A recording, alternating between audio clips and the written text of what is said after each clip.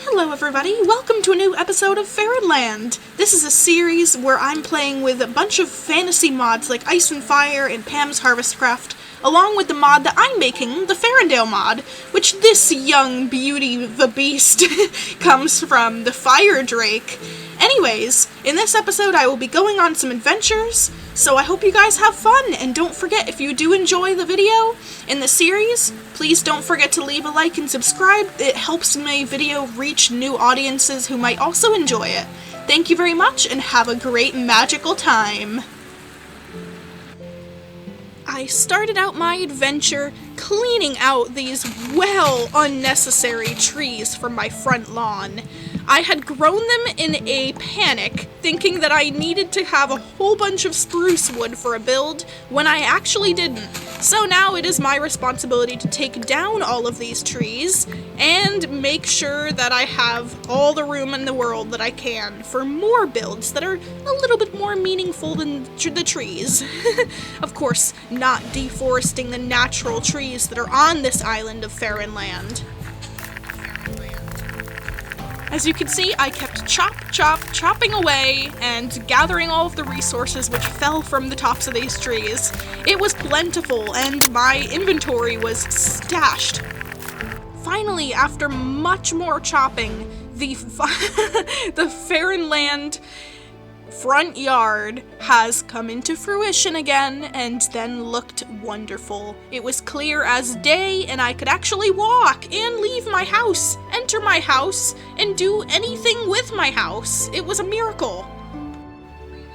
Now, we had a new letter from the Pony Express expressing that there is a new type of animal on the island called a forest fowl. It is a type of bird-like dragon which is neutral, and yet there it is right there. And in order to tame it, I needed to make ultimate meat, which was a blend of pork, mutton, chicken, and beef, all cooked, into one big blend of meat which this creature would eat. I also needed to mix some sweet berries, so I got to collecting a whole bunch of animals and placed them right in a fence next to my house. Everything was going to plan, except it took a while to find some cows. As you can see now, I am trying hastily to get before the sun falls beyond the horizon and monsters come out. I decided to try and bring over some chickens and an extra pig which I accidentally collected over the bridge and into my pen. Cows still were the last creature which I still needed desperately, so I decided to go to the savannah. But while going to the savannah, I found some very interesting items and structures at play.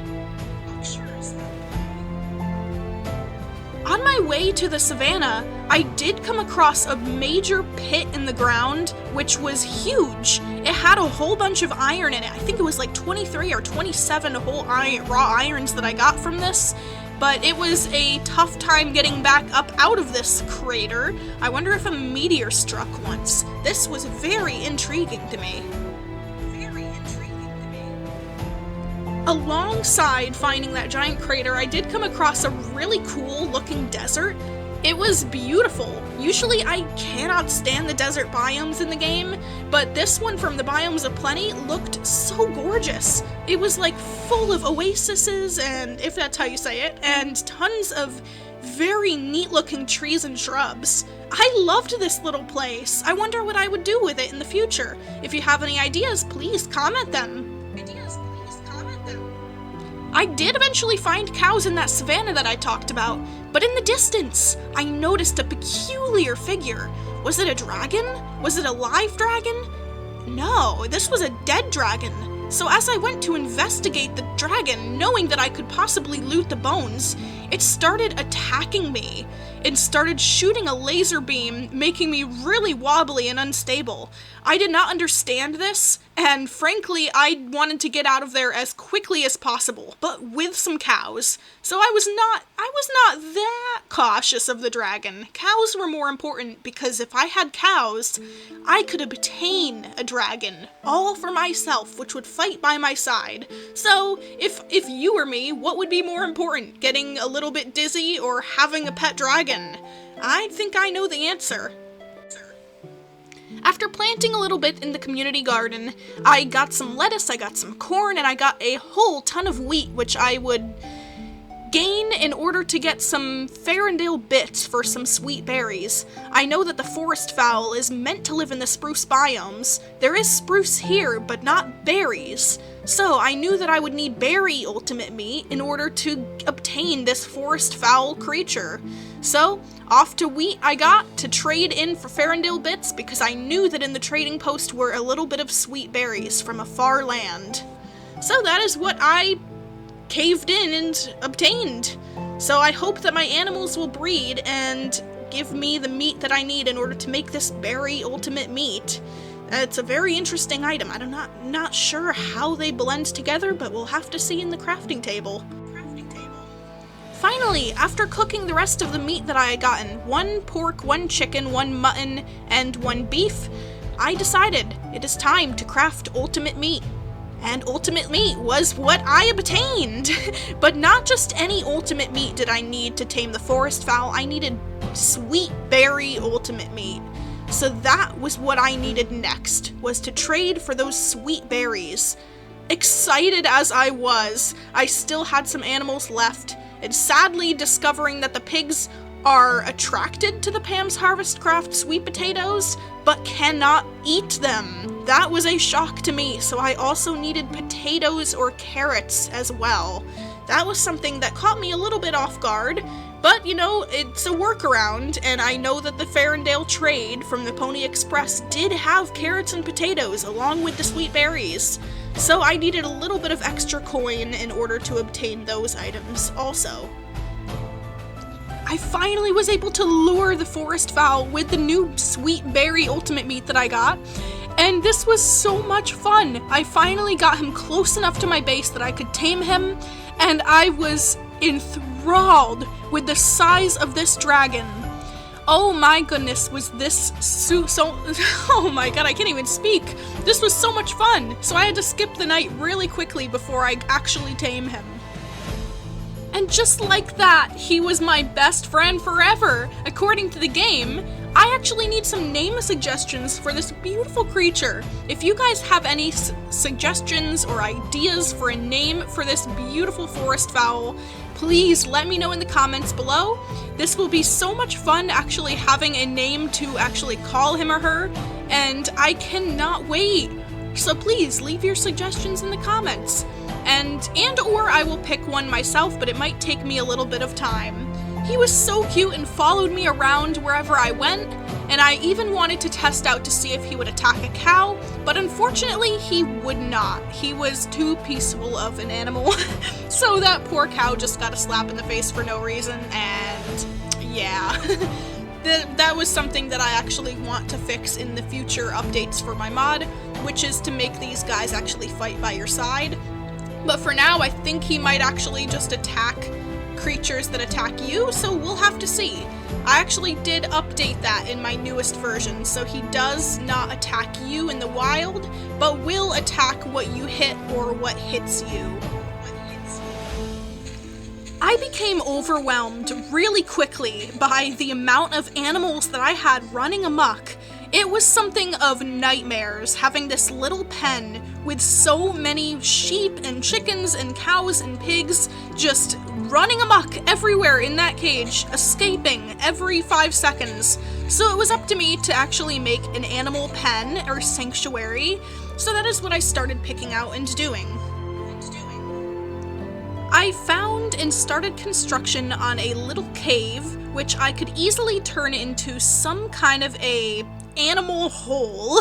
I know that sounds really creepy at first, but this animal hole would lead into an underground space where I would have lush greenery and animals running around and organized underground like I had it made in a different series. I called it the everything bin because it was basically a giant bin full of animals, but designated space so that you didn't have to see them and you could easily breed them and tame them underground, and they would have a lit up area, you know, basically in the caves, but dug out really giant rooms and stables and having little places for them to sleep and eat.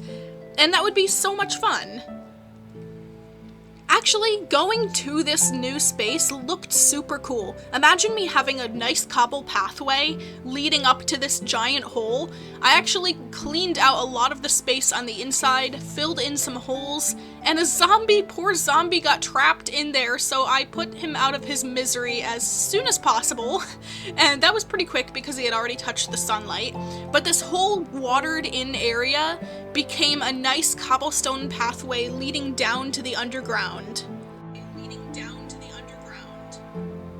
I fought off a little bit more mobs on the next night, and the roof actually was giving me some problems, so I had to decide, do I want dirt mound, or do I want this to just expose the wood onto where you walk?